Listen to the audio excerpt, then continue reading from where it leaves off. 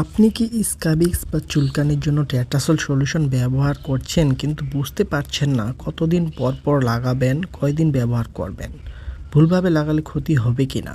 এই ভিডিওটি শেষ পর্যন্ত দেখুন, কারণ আজ আমি সহজ ভাষায় পুরো নিয়ম ক্লিয়ার করে দেব।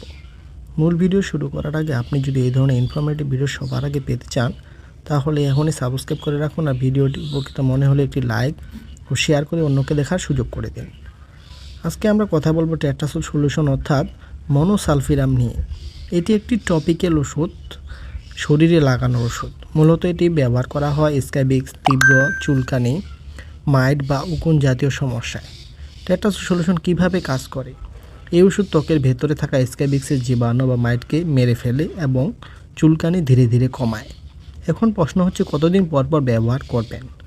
এটি সাধারণত দিনে একবার, সাধারণত রাতে ব্যবহার করা সবচেয়ে ভালো, কারণ রাতে শরীর কম নড়াচড়া করে ওষুধ ভালোভাবে কাজ করার সময় পায়। কয়দিন ব্যবহার করবেন? সাধারণত 3 দিন থেকে 5 দিন ব্যবহার করা হয় ডাক্তারের পরামর্শ অনুযায়ী। অনেক ক্ষেত্রে 3 দিন টানা ব্যবহারে ভালো রেজাল্ট পাওয়া যায়। খুব বেশি হলে 7 দিনের বেশি নিজে নিজে ব্যবহার করবেন না। ব্যবহারের সঠিক নিয়ম: রাতে ঘুমানোর আগে গোসল করে শরীর ভালোভাবে শুকিয়ে নিন। গলা থেকে পা পর্যন্ত পাতলা করে লাগান। মুখ, চোখ, মাথা এড়িয়ে চলবেন। আঙ্গুলের ফাঁক, নাভি, কুঁচকি, নখের নিচে ভালো করে লাগান। লাগানোর পর 8 থেকে 10 ঘন্টা রেখে দিন। সকালে উঠে নর্মাল পানি বা হালকা সাবান দিয়ে ধুয়ে ফেলবেন। ব্যবহার করার সময় যে নিয়মগুলো মানবেন: মুখে, চোখে, কাটা জায়গায় লাগাবেন না।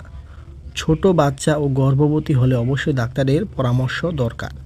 একই সাথে স্টেরয়েড ক্রিম নিজে নিজে ব্যবহার করবেন না।